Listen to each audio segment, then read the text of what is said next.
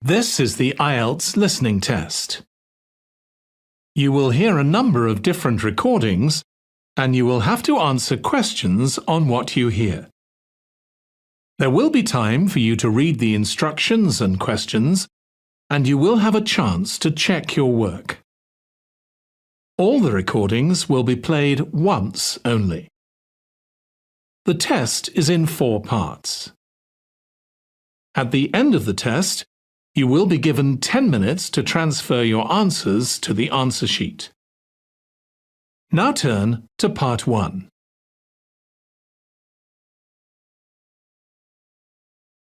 Part 1. You will hear a science student inquiring about English courses at a university language centre.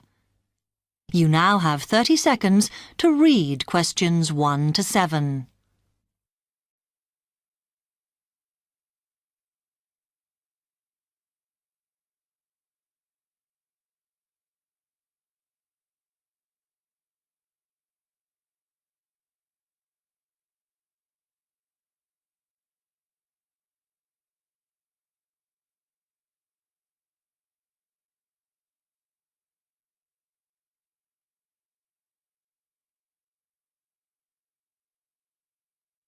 Hi, I've come to ask about the English courses you run for international students. Oh, right. I assume you're a student at the university. Yes, I've just started. Okay. Well, we've got a range of courses. It depends what you think you need and how much. We can't run everything at the same time, though. So, for example, in this first term, we are just doing a writing course. I see. That sounds quite useful. What else is there? Some of the courses only run for single terms, and we tend to focus on what students have difficulty with. That means we don't usually do speaking courses, but next term you can do listening. Oh. That'll help you with lectures and things. Our provision is all based on what the majority of our international students need. So, is everything term-based? There's nothing that you run all year? Well, let's have a look. Yes, there is a class for vocabulary and grammar every term. That's for everybody, but it's split into 3 or 4 levels. And what about in the holidays? We don't do anything during the winter or spring break. Oh. But over the summer, there's just general classes because that's what most students want. A bit of everything. Mm-hmm. Okay, quite a variety then. I'll have a think about what I really need because I haven't got much time. Do you have about 20 students in each class, the same as our science seminars? We try to keep it at about 12 and certainly not more than 15. It's important for language classes. They're very different from your normal courses. Right. And how much are the classes? The rate varies depending on how many hours you attend, but you shouldn't have to pay. Usually, the department will fund you and even sort out which classes you need. Brilliant. It would be quite useful for me to have a certificate to take back to my country. Do you put us in for exams? Yes, but we don't like them to clash with your main course exams in June, so we run them in May. Oh. That leaves you time for revision. Do I have to sign up for something now? I'm not quite sure what I want. Classes haven't quite started yet, so you've got time to decide what you do. All we insist is that you sign up before week 5. That gives you about 3 weeks to decide. Okay. You now have 15 seconds to read questions 8 to 10.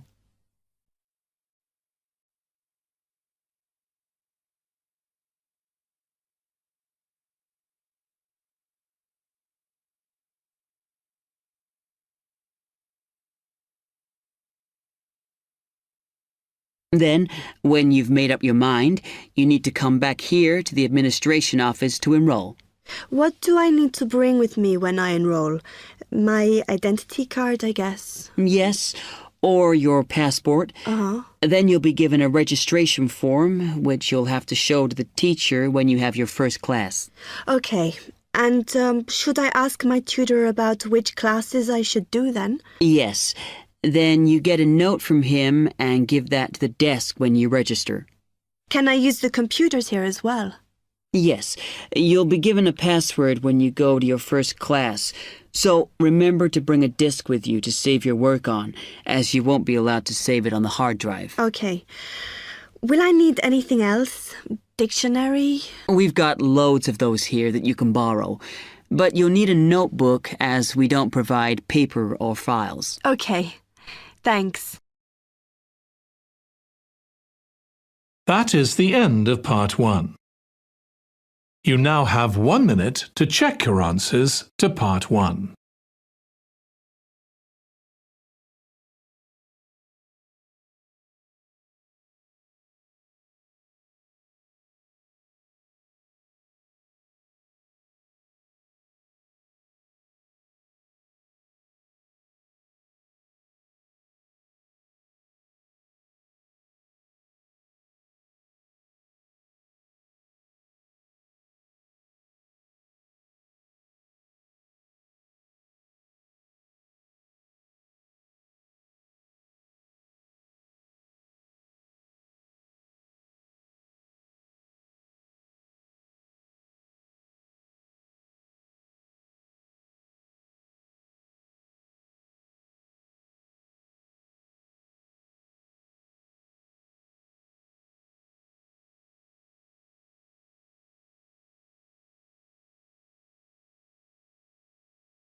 Part 2. You will hear a man giving some information about transport in London. You now have 30 seconds to read questions 11 to 15.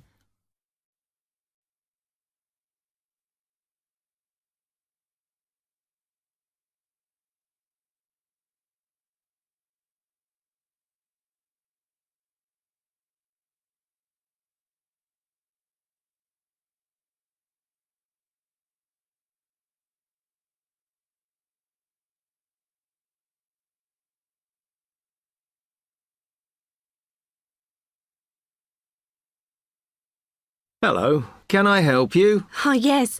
I was wondering what the best way was for me to get around London. Well, there are a lot of possibilities. As you probably realise, the main ways to get around are bus, train and tube. Oh? The Underground. Oh. It depends how much you want to spend. All forms of transport offer special tickets, such as cheap day returns on the trains and so on. Overall, you'll spend less on the bus, as it operates on a basic flat fare for each journey. But of course it may not go to where you need to travel to. The mainline trains only operate in the outlying areas, though a few cross London, whereas the tube has stations which are placed in central areas of the city, close to the main sites and shops. Obviously there are more bus stops, but you will probably have to change buses to get where you want, which can be inconvenient. You will find that the buses are mainly in the central areas, but some tube lines go quite a long way out of London, so you could use this for longer journeys. Having said that, the tubes do get very crowded, so you should use the train if you want to sit down. It does depend where you're travelling to. Well, I'm living on the outskirts, but I have to travel into London to college every day, and then around London when I'm here. OK, so time is going to be an issue for you. The tube should be fast crossing London, but quite honestly, there are so many delays that it's not very efficient. Again, the train has fewer stops, so is probably your quickest option to get to and from college. Of course, which service you use might depend on how frequent it is. I mean, the trains might only be every 20 minutes or whatever, but a timetable is published to save you hanging around. There are a lot of tube trains at busy times of day, but fewer at other times. Whereas the buses run every 5 minutes through most of the day, and there are night buses. But you'll need to check out your route first. You now have 30 seconds to read questions 16 to 20.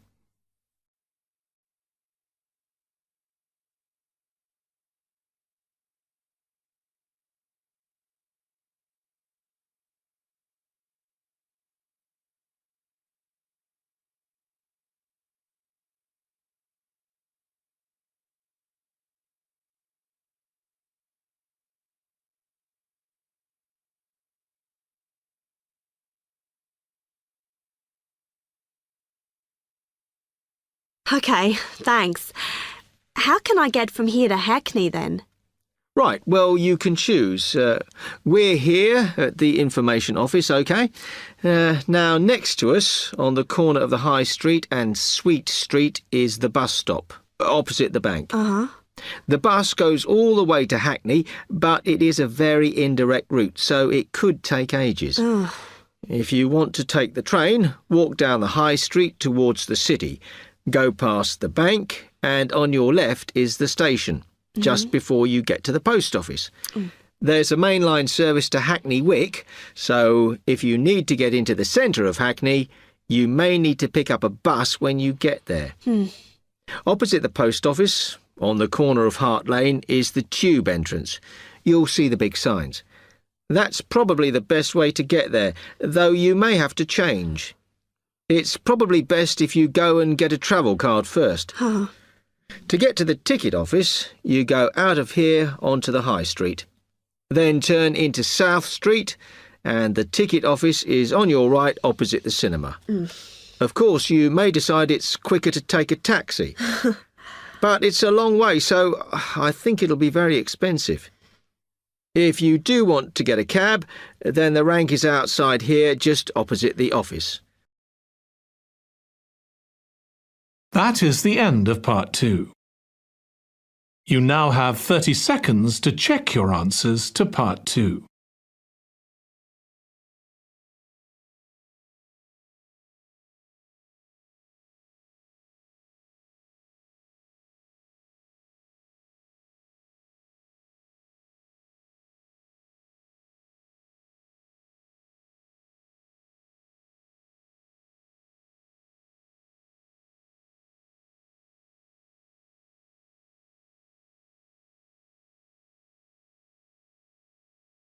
Part 3.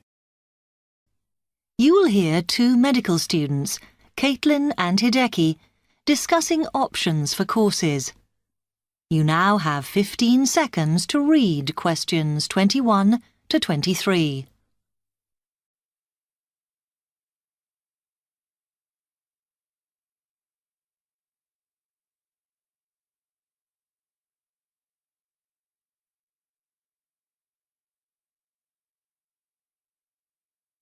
Hi, Hideki. How are you? Fine. I'm glad I bumped into you.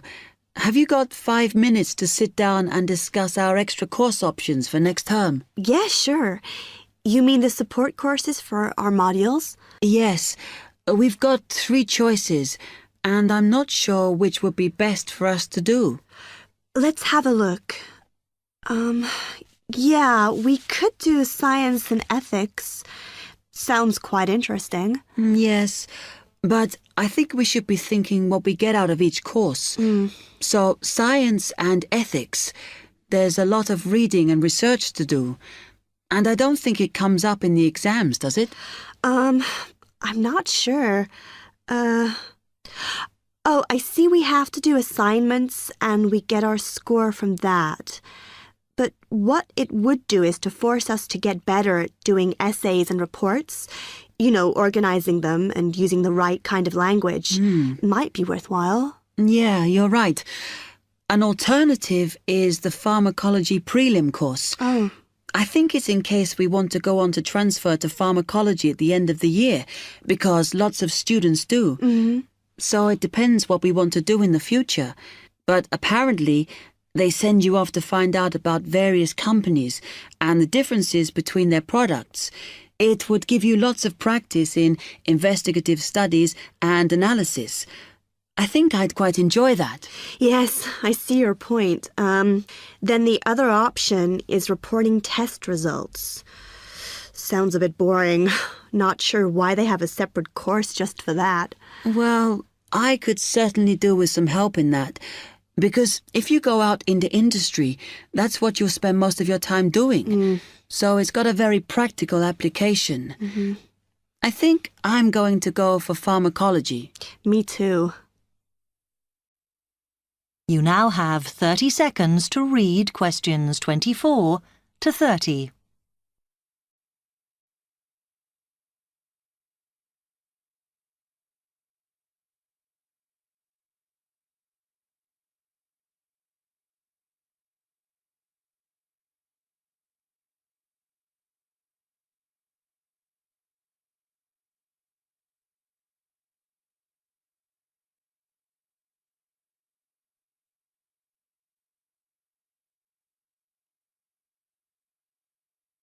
So let's have a look at it in more detail.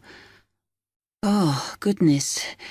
If we do pharmacology, then we have to do a supplementary maths course. Oh no, that's not fair. Mind you, I think I need it. Does that mean we have twice as many lectures? No, this maths is only a short course. The chemistry department are responsible and they do it in the 3rd term. So we've got all next term to settle into the pharmacology bit. I find the tutor makes a real difference.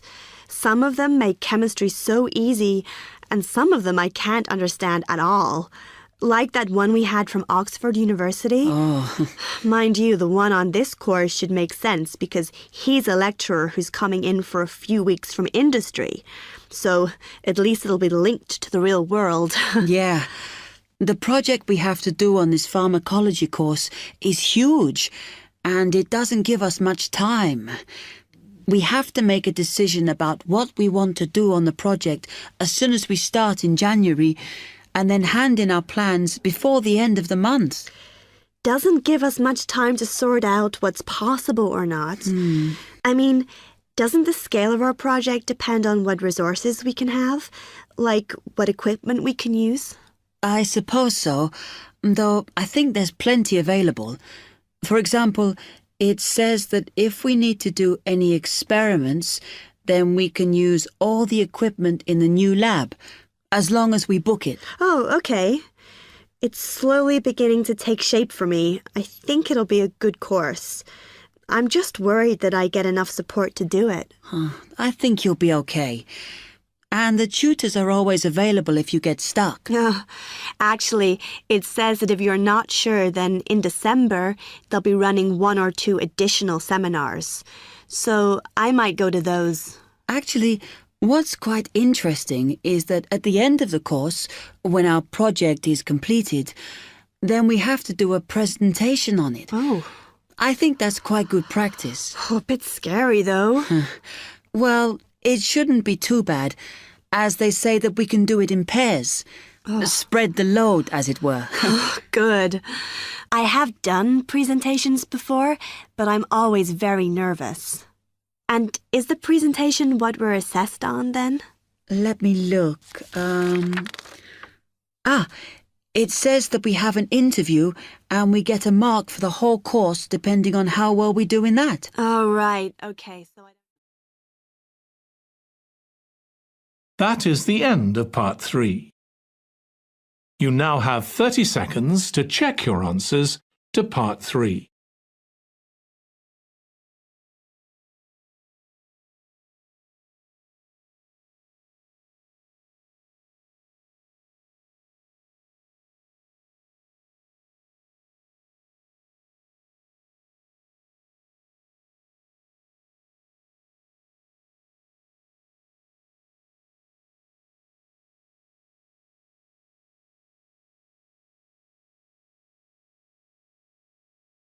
Part 4. You will hear part of a lecture on cities of the future. You now have 30 seconds to read questions 31 to 40.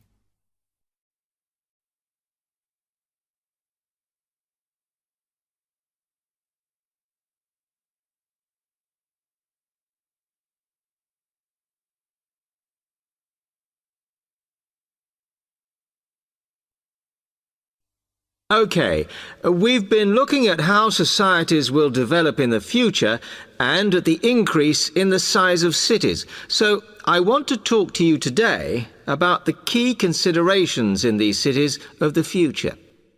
There are 3 key elements I want to look at, and these are the new features they will have, issues of size, and the main problems to be considered. First of all, individual transportation will be a big factor in these new megacities as public transport becomes unmanageable. There'll be a huge rise in the use of segways, which are personal transporters like motorized scooters. As a result, and partly also to reduce pollution, roads will be altered so that they are narrower and will take up less of a city's space than they do currently. Naturally, this is a major change to the infrastructure, and something that may hinder it is the huge amount of investment it will require. The next thing is, what is going to happen to the commercial areas? We do not want these to become even larger concrete jungles than they are at present, so we have to look at design.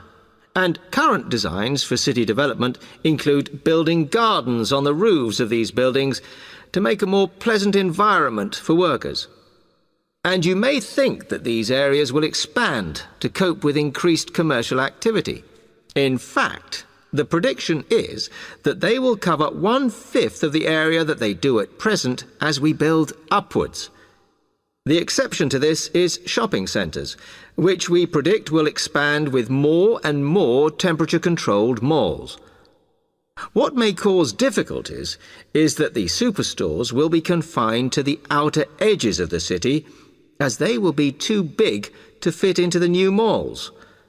Then, of course, there are the residential areas, and these will undergo their own changes.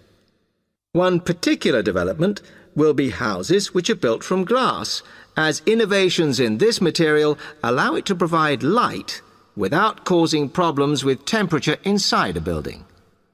The residential areas will not be allowed to expand without limit, as happens in some areas at present, and their size will be restricted to a population of 15,000. One issue, which has yet to be resolved, and I'm not sure it ever will be, is how we manage to house older residents. They will be increasing in numbers as time goes on. Finally, how will these cities live? We know we have limited energy sources, so what will we do? Well, something currently in development, which will be a feature, is that waste is going to become an energy source. For example, to provide gas in homes. Also, as new technology and systems are developed, we will find that energy plants will become smaller. Another energy source we could use, but one which raises issues of having enough space and too much noise, is wind farms. Because of the problems, I'm not convinced these will be the grand solution to our energy problems that we thought they were going to be. Now, moving on to looking at the social aspect of cities, we need to look at housing and how people will live. Cities currently have flats in the centre, populated by single people and wealthier residents, and families tend to move to the outskirts. In the future, the centre of cities will see a dramatic change. We will see many more examples of cooperative buildings. This is where people join together to form a company that owns the building they live in. And despite continuing shortages, there will also be a rise in the provision of retirement homes in city centres, so that the elderly can have easy access to hospitals and shops. Recently, we have seen a levelling off in the growth of private housing, and I think that will not change. But we are likely to see more social housing, as far fewer people will be able to afford to own their own homes. OK, now, if anybody has any... That is the end of Part 4. You now have 1 minute to check your answers to Part 4. That is the end of the listening test. In the IELTS test, you would now have 10 minutes to transfer your answers to the answer sheet.